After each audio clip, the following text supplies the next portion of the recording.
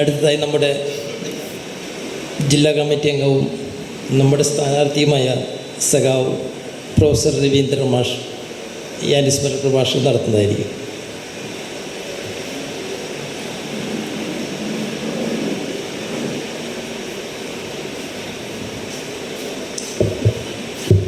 പ്രിയ അധ്യക്ഷൻ, ഉദ്ഘാടകൻ, നാരായണേട്ടൻ്റെ പ്രിയ പത്നി,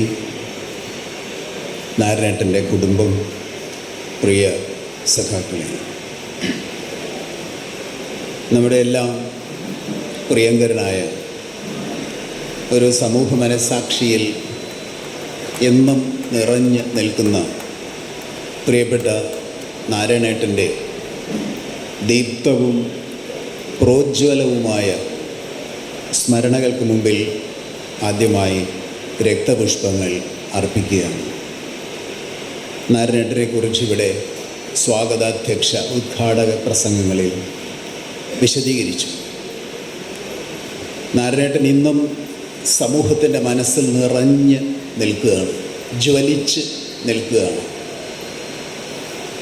സ്വാഭാവികമായിട്ടും പുതിയ തലമുറ അതെന്തുകൊണ്ടാണ് എന്ന ഒരു ചോദ്യം ചോദിക്കണമെന്നും അതിനുത്തരം കണ്ടെത്തണമെന്നും വിനീതമായ അഭിപ്രായമുണ്ട്.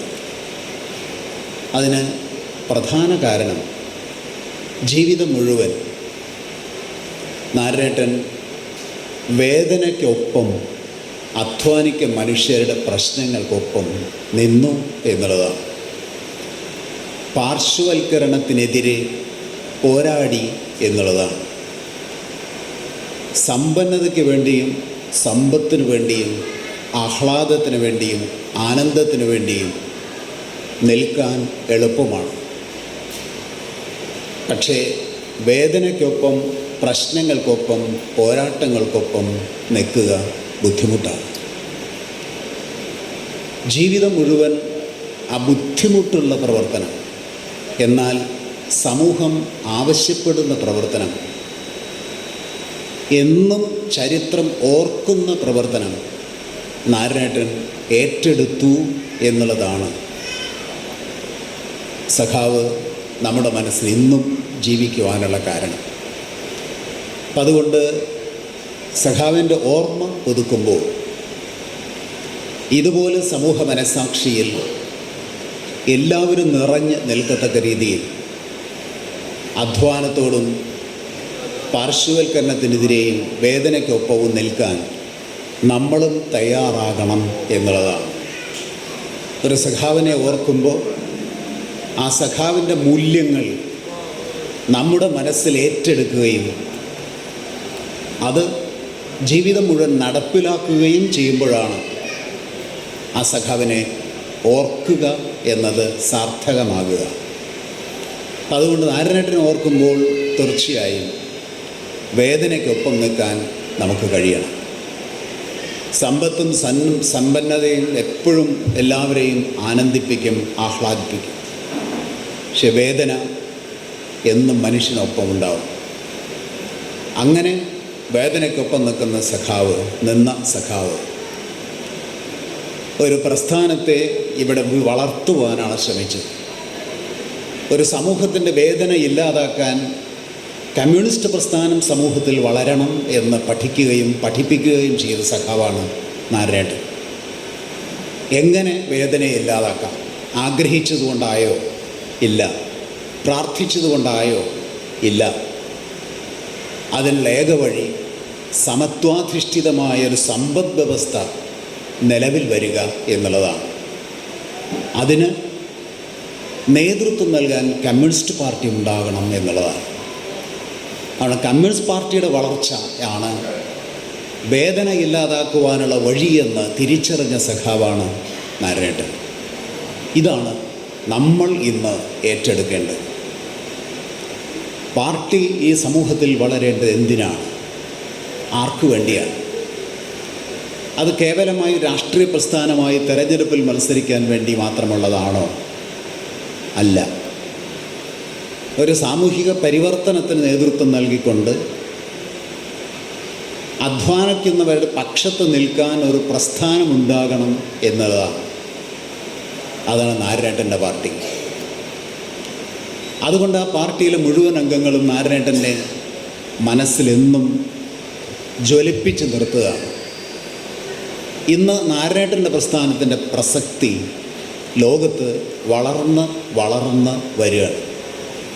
തിരിച്ചാണ് പ്രചരിപ്പിക്കുന്നത്, ബോധപൂർവമാണ്. ഇന്ന് അതിൻ്റെ പ്രസക്തി വളരുകയാണ്, ഒരു സംശയവുമില്ല. കാരണം ലോകത്ത് വേദനയും പാർശ്വവൽക്കരണവും അസമത്വവും വർദ്ധിക്കുകയാണ്.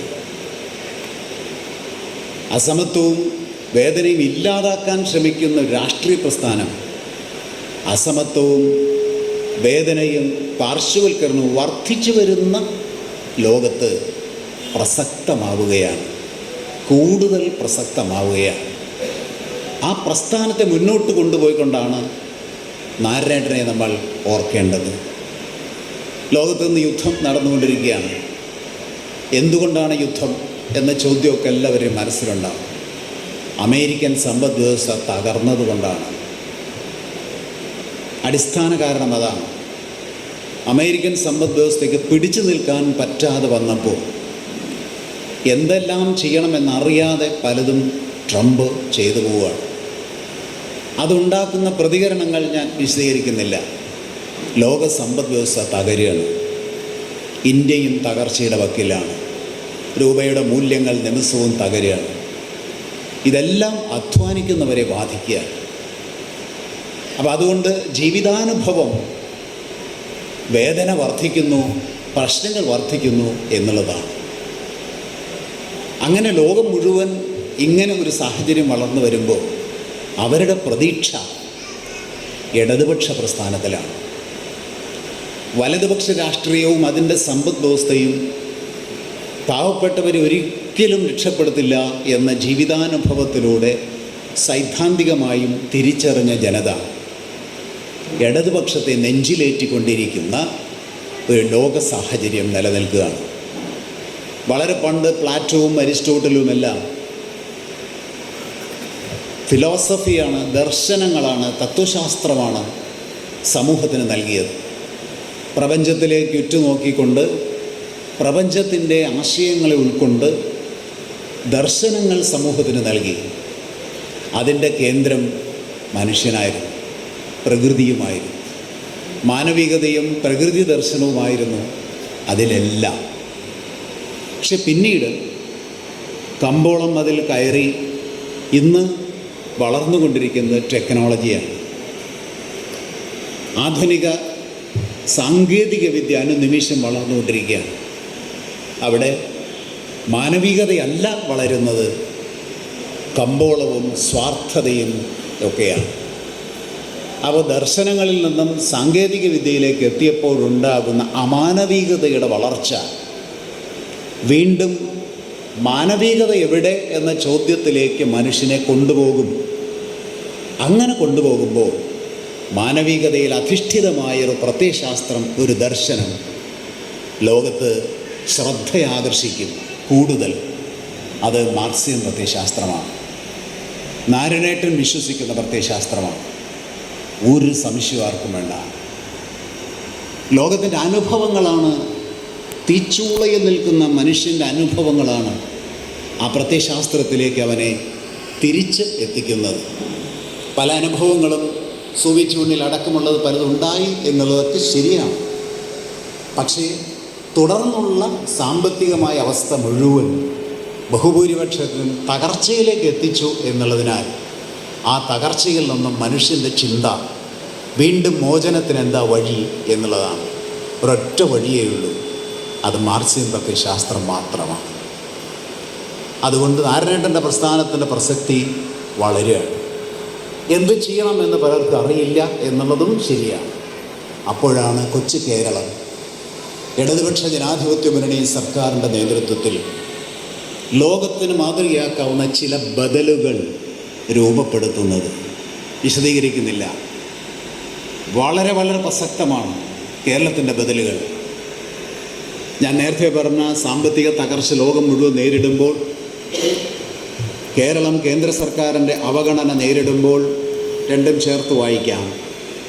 കേരളം നമ്മൾ കാണാത്ത ലോകത്തേക്ക് വളരുകയാണ്.